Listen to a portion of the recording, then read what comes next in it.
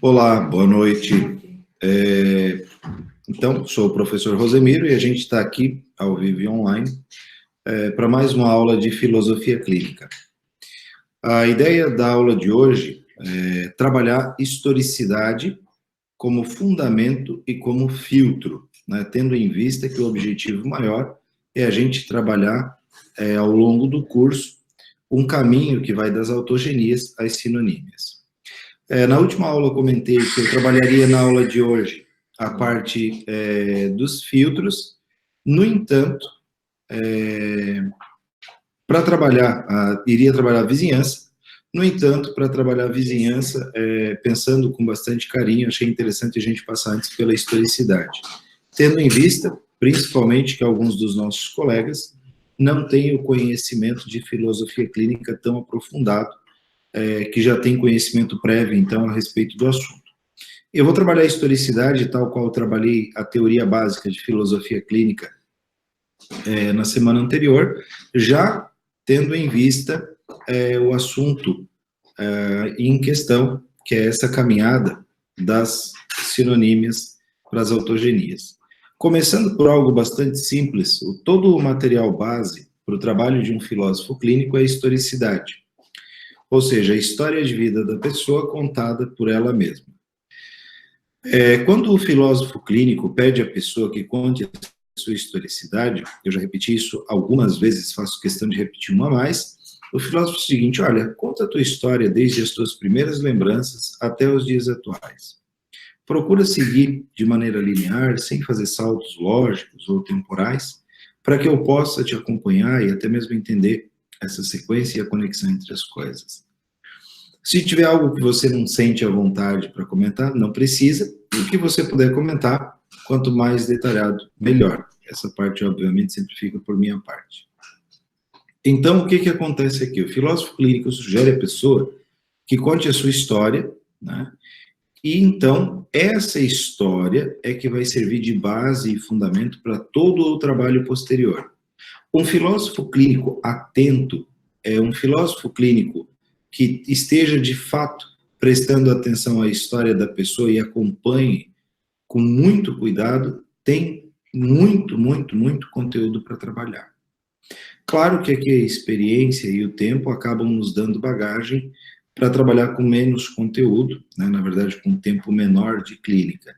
Filósofos iniciantes ou uma pessoa que esteja iniciando por estágio, pré-estágio, vai precisar de muito mais conteúdo para ter o entendimento e até mesmo para que possa ter quantidade de conteúdo suficiente para uma análise que leve a pessoa a ter o entendimento de assuntos últimos, enfim, e tudo mais. A base do trabalho aqui hoje é historicidade só. Não vou avançar nem para as outras questões, que é sobre modos e tal e tudo mais. Vamos começar por uma parte bem simples. E, se possível, hoje, eu gostaria que vocês tivessem à mão caderno ou uma folha e caneta, para fazer algumas anotações, que é a sugestão, justamente para que a gente possa acompanhar ao longo da aula e ter um entendimento mais claro possível do assunto. Eu vou começar por uma parte bem simples, e que é uma pergunta, às vezes, difícil de responder. A primeira pergunta é assim: qual é a minha história? Né? Parece uma coisa boba, mas qual é a tua história? Você alguma vez já olhou para tudo aquilo que você viveu e procurou organizar isso de uma maneira que você entendesse uma história que tivesse um início, um desenvolvimento e um fim nos dias atuais? Para algumas pessoas, obviamente, as variações são outras, mas você já olhou para a tua história e disse o seguinte: qual é a minha história? Onde é que a minha história começa? Como é que ela se desenvolve? E onde é que ela desemboca nos dias atuais? Então, a primeira sugestão é: pega a tua caneta e faz uma linha, né? Aqui, quem estiver acompanhando online vai poder ver algo que eu vou desenhar aqui no quadro. Pega uma linha e faz essa linha aqui, ó, né? Pronto. Aqui eu tenho a minha história, pontuando do zero que seria então a minha primeira lembrança, que seriam as minhas primeiras memórias, e aqui então eu tenho os dias atuais. Essa primeira pontuação, a pergunta então, qual é a minha história? Eu vou pedir a vocês o tempo todo que tenham em vista essa história. Não a história que foi contada, não uma história que foi registrada em filmagens ou fotografias, mas principalmente aquela história da tua primeira recordação. Se eu perguntar para você, qual é a tua primeira recordação? Qual é a tua primeira memória? É um brinquedo que você teve? É a casa onde você morava? É uma lembrança de uma pessoa com quem você convivia? Um avô, uma avó, o pai, a mãe, algum irmão? É a lembrança de alguma sensação? Qual é a primeira memória? Essa primeira memória dela, você continua desenvolvendo, né? O restante das memórias da tua vida. E aí, conforme você vai desenvolvendo essas lembranças, conforme você vai retomando a tua historicidade, ela vai criando um corpo e você vem até os dias atuais. Aqui a sugestão é a gente lembrar dos primeiros pontos, o restante a gente vai construir junto. Então, essa primeira memória, qualquer que seja ela, serve de ponto princípio para que a gente possa avançar até os dias de hoje. Agora vamos pegar uma segunda questão. Quando a gente pergunta qual que é a tua história, nós temos uma segunda questão a ser entendida, debatida ou até mesmo desenvolvida com algum critério, que é o seguinte: quem foi que escreveu a tua história? Quem é a pessoa que faz a redação da história? Parece algo muito simples de responder e algumas pessoas até respondem com certa pressa. Quem escreve a minha história sou eu. Não é bem assim. Para algumas pessoas, por exemplo, quem escreve a história, e praticamente toda ela, é uma avó. Uma avó que criou, ou uma avó que era vizinha com quem você ficava quando era pequeno, ou um tio de quem você tinha o carinho, a amizade e a convivência. Às vezes um amigo de escola que se tornou praticamente a referência para toda a vida, inclusive é um amigo ainda dos dias atuais, extremamente influente. Aqui, a primeira questão que eu estou propondo, que é quem escreveu a minha história, ela já me orienta de algumas coisas bem interessantes, falando aqui em autogenia. Quando o filósofo clínico, ao longo da história de vida da pessoa, ele identifica quem é que escreve, em parte ele também está identificando quem é a pessoa que orienta a convivência, que orienta o foco. Aqui, falando em foco, eu falo também em vizinhos. Ou seja, quem escreve a minha história diz, ou pelo menos disponibiliza, os meus vizinhos, que são os objetos aos quais eu direciono a minha intencionalidade. Algumas pessoas, quando têm, então, claro quem foi que escreveu a história de vida dela, seja uma tia, seja um pai, seja um avô, seja um amigo, enfim, eles começam a entender o seguinte: bom, se quem escreveu a minha história foi a minha mãe, para a minha mãe, determinados elementos se interpunham ao longo da caminhada. E aí eu já começo a entender, muito bem. Então, para minha mãe, estudar era um elemento que tinha predisponência muito forte. Então, um vizinho meu ao longo de toda a historicidade foi o estudo.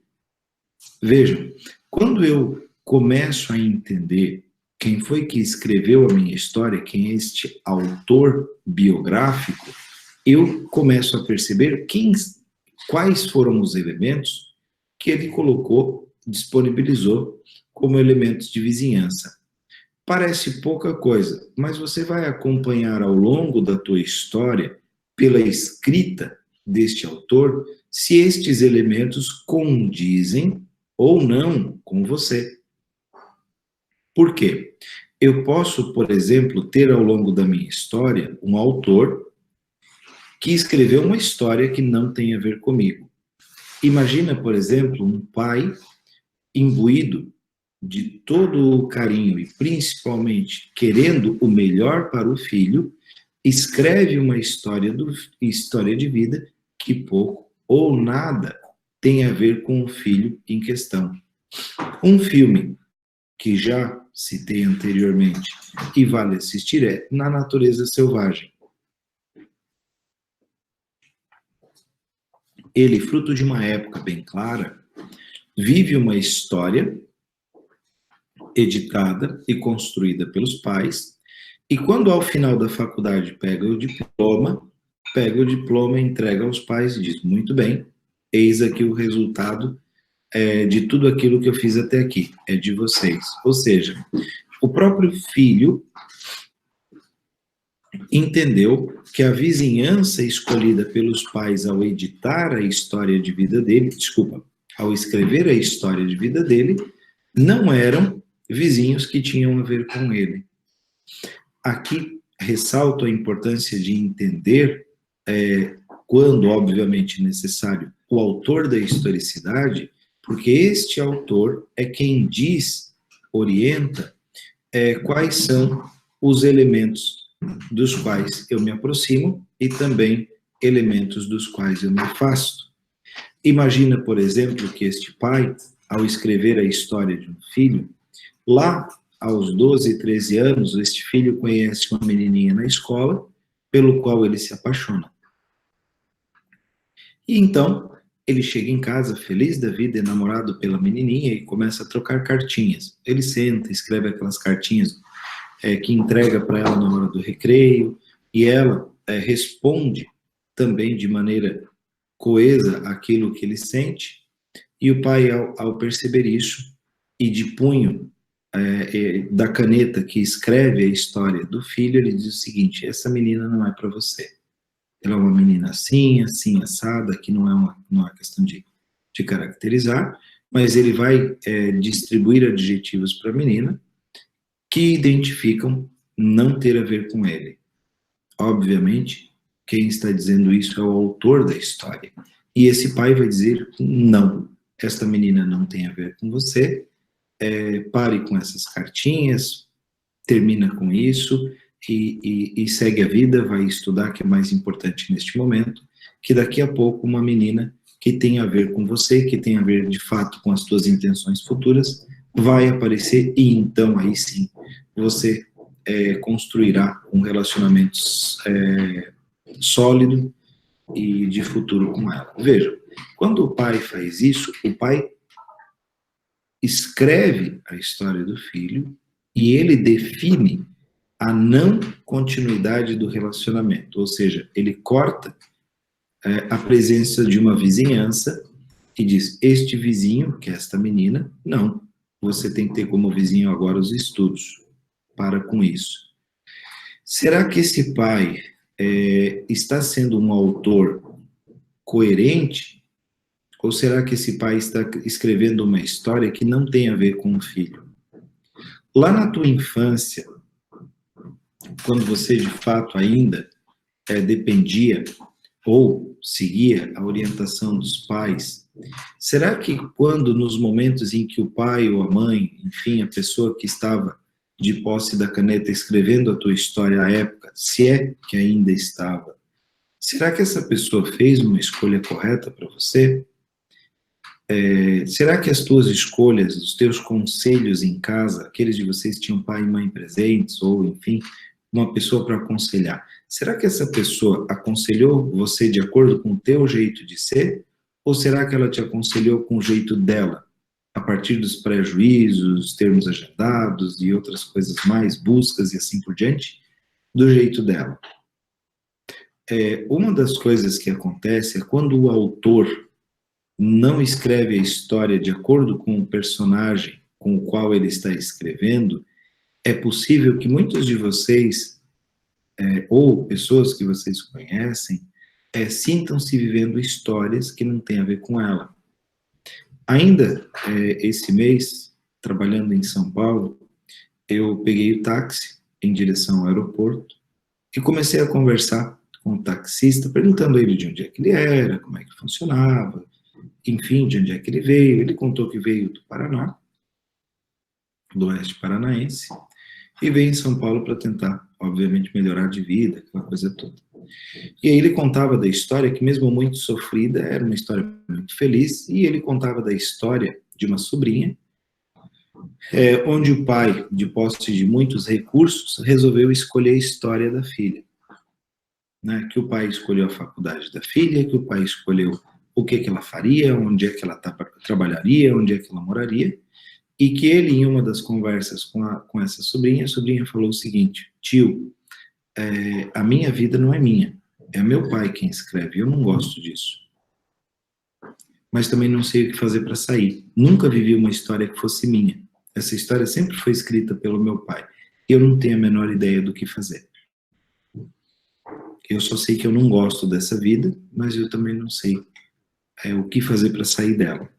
Vejam, algumas pessoas, como esta moça, disponibiliza informação de uma maneira tão rica e tão direta que você tem claramente o entendimento de que existe um autor e este autor está escrevendo uma história que nada tem a ver com ela. Ou seja, um autor que não está olhando para o personagem e não está dando vida para o personagem. Um autor que está definindo o que o personagem faz, à torta e à direita, como ele entende que deveria ser. Na sua vida, as pessoas, se houve, obviamente aqui é se houve um autor e esse autor se deu ao direito de escrever, ele escreveu em acordo com o teu jeito de ser, ou ele escreveu uma história que melhor cabia a ele, aos interesses e intenções dele.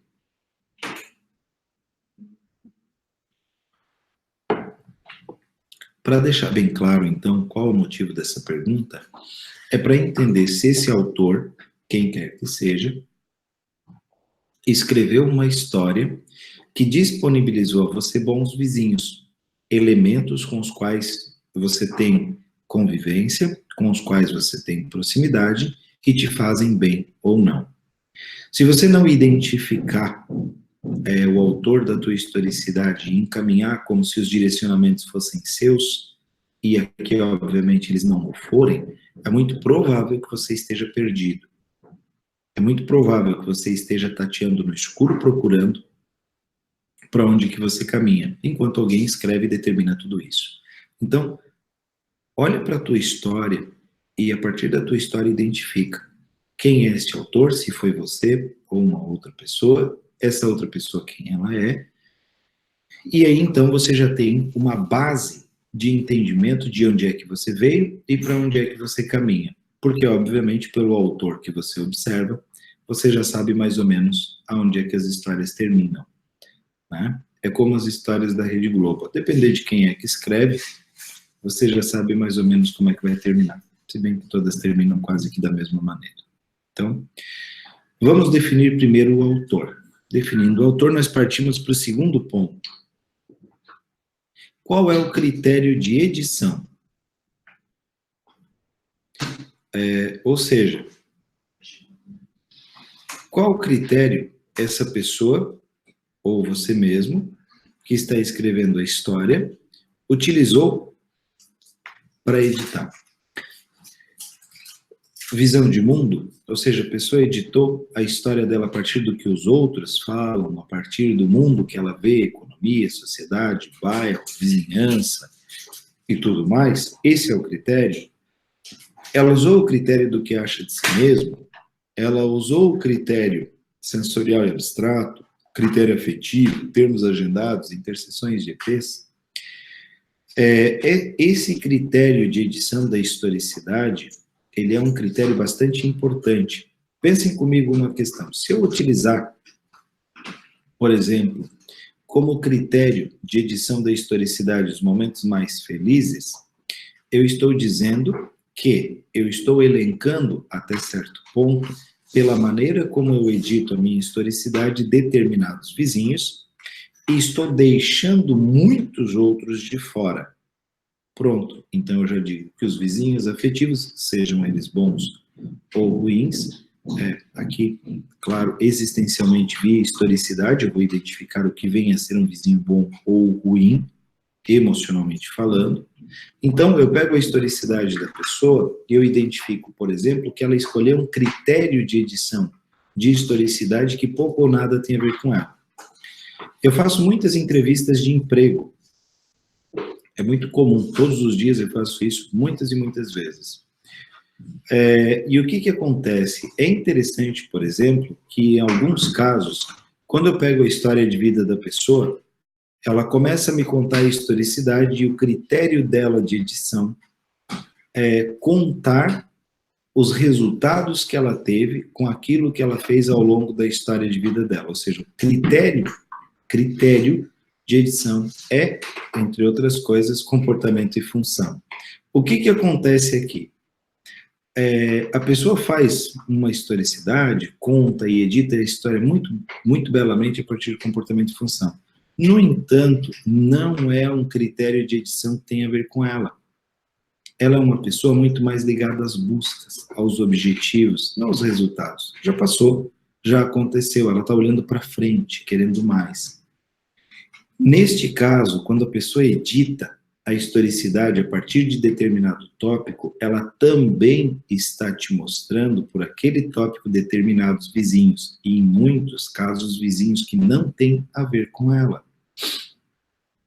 Imagina, por exemplo, que você começa um relacionamento, e ao começar um relacionamento, a menina pergunta quem é você? Ou o moço pergunta quem é você? E você resolve contar um pouco de você mesmo, né? Contar um pouco da tua história, aqui aludindo à questão de historicidade. E você começa a fazer uma edição de historicidade, tentando falar das suas virtudes, tentando falar das coisas boas que você tem. Pronto. E ao tentar falar disso, você mistura, faz confusão, não fala coisa com coisa. Por quê? É muito provavelmente um critério de edição equívoco. Você não consegue ter unicidade no desenvolvimento do relato. Então, ao criar uma historicidade e editá-la por determinados tópicos ou por determinadas questões, e inclusive pela intencionalidade de contar essa história, você está colocando determinados elementos e está excluindo outros tantos. Então, aqui, quando o filósofo clínico ouve a historicidade da pessoa, também pelo critério de edição, ele consegue entender se a história de vida da pessoa tem a ver com ela ou não. Pelos vizinhos que se apresentam no decorrer do desenvolvimento dessa historicidade. Então, quando você conta a tua história, presta atenção. Olha para a tua história ao longo do desenvolvimento dela e capta estes elementos de vizinhança para você entender se de fato estes elementos são vizinhos que têm a ver com você ou não. Às vezes você usa um critério de edição que é o que os outros dizem ou o que os outros têm para dizer e, infelizmente, é um critério de edição que não tem a ver com você. Então você está contando e editando uma historicidade, está editando e contando uma historicidade que não te aproxima, mas simplesmente te afasta da pessoa com a qual você está falando.